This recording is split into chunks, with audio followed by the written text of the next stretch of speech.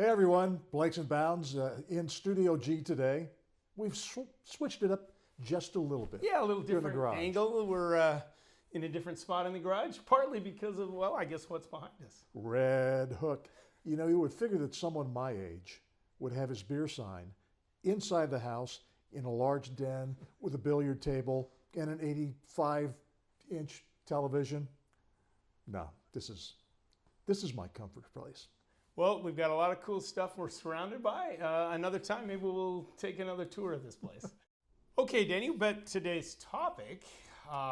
Vroom, vroom, vroom. Yes, it's about cars, and specifically our first cars, maybe cars we owned or even the first car we drove. How about we start with you? Let's see, the first car I drove ever or learned to drive on? Yeah, that you drove kind of regularly or whatever. Well, I learned to drive on a 1962 Chevy Bel Air station wagon, 3 on the tree. Wow. And that's quite some time ago. So I learned to drive with a manual stick shift. Right. Which is good. And in the years to come, I taught my wife to drive on a stick shift and my kids too. Really? Just so they knew how to hop in a manual car. Yeah. If they ever needed to. Of course, none of us has manual transmissions anymore. Right. It's all automatic. That's the first one I learned to drive on. Well, my first car was a 67 Mustang. That you owned. That I owned. So let me start there, I guess, since I brought that up. I bought that the summer right before my senior year of high school, literally just a couple of weeks before senior year started. And that was because that summer, I was pretty proud of myself. I worked for a flooring company, carpet laying, tile, all that kind of thing. And it was for a company called C&M Interiors, which a really good friend of mine, Ron Bean, it was his dad and other family members who owned the company. So that's partly why I got the job. But once I got it, I worked, pretty hard, saved all the money, and I was able to buy that car. So that was very cool going into senior year. I had a 67 Mustang, which, by the way, I owned for about 10 years. Not bad. Yeah, and then I sold it after about 10 years.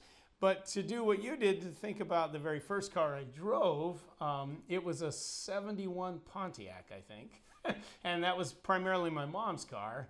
So for a couple of years before I could buy the Mustang, that's what I learned on. Both automatics, though. I did learn a stick shift later, but in those early days, purely automatics for me. The first vehicle I bought that I owned Yeah. was a motorcycle, and I bought in my last year in college in Grand Forks, North Dakota, of all places. And then I drove it back from North Dakota to Virginia. It took me 4 days to get back because the weather was so crappy. I was just going to say, what was the weather like? But the first car that I bought, that I owned, that had my name on the title was bought in Virginia. I bought it used, a 1965 Buick Special with a slant 6, I think it's a slant 6 aluminum cast engine, and I think it only ran on 4 of the 6 cylinders. Is that It got right? 10 miles per gallon, and it was a piece of junk, but it was mine. Yeah, those first cars, especially people of our generation, I think that's a real fond memory, isn't it? Those But early not cars. what you saw recently. No, to transition here, what we're going to do now is my daughter Emma loves going to the auto shows. So most years we go. And that was held just recently in November down right near the stadiums. And so, yeah, Emma and I went to see the brand new cars. All right, here we are at the auto show. First car we sat in. Pretty simple. It's just a little Toyota Corolla.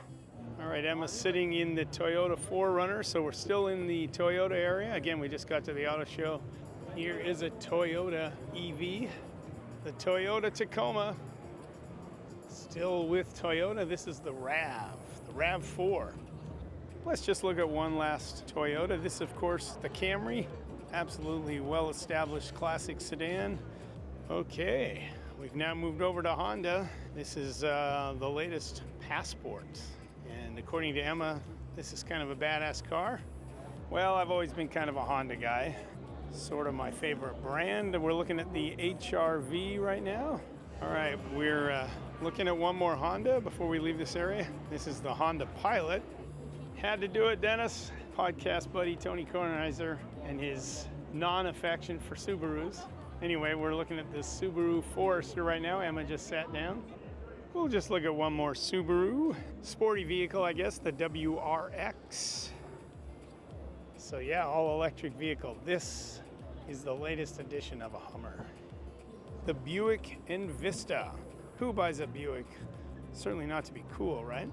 And again, it's all about showing you lots of cars. One more Buick. This is the Buick Encore.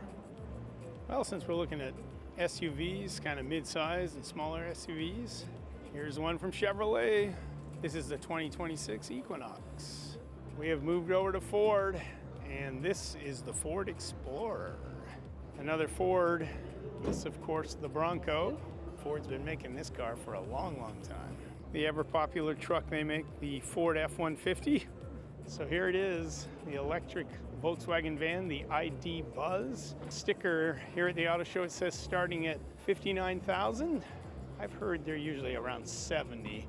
Let's take a quick look at a couple of vehicles made by Kia. And this is the Sportage Hybrid X-Line. This one here, another Sportage. This one, the all-wheel drive. And this one here is the Niro SX. So we checked out Kia moments ago. Let's take a look at some of the Hyundai cars. This is the Ioniq 5.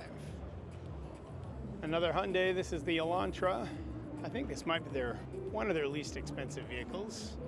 You see quite a few of these on the road, and there's quite a few people here at the auto show checking it out as well. All right, well, there you go, Danny. Yeah, a bit of fun down at the auto show. Let's wrap this up by talking about what we currently own and what maybe our motivation was to buy the cars we have now. We have a Toyota RAV4 hybrid SUV. It replaced, we had a Lexus for many, many years. Yeah. So we decided to go with something that was a little bit less expensive and you don't have to put premium fuel in it. And the other car is a Chevy Bolt. A Bolt. It's an electric vehicle. We've had, I think, 70,000 miles on it now. Really? And we've had it for well over 8 years. And you can't go vroom vroom with that thing. No, it's on the quiet side. Quiet. I love it. Well, no electric car for me, but I recently changed it up. I had a new Nissan, which I bought in 2020, and I liked it, but there was a lot of kind of just weird electrical things going on. So I decided on an impulse to get rid of that, in large part because my friend Mark Jonas and his wife Amy kind of tipped me off to a car that was available in their neighborhood. Some good friends, kind of your classic grandpa car. This is 2002 Honda Civic. So again, 2002, very low miles.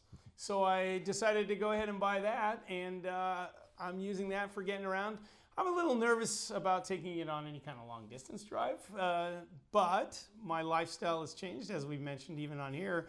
I now live in the city and rely on public transportation a lot of the time. So yeah, having the older car is cool, and it's reliable, no doubt about it. But yeah, that's where I'm at right now. Yeah. Driving a car into the city sometimes is a pain in the rear, and you don't want that, and you don't need it, No. and you don't have to deal with it either, which is a good thing. Yeah, I've just changed it all up, and so for now, the old Honda's doing just fine. So as we wrap up this little episode, turn on the Bolt, hit the gas. Goodbye.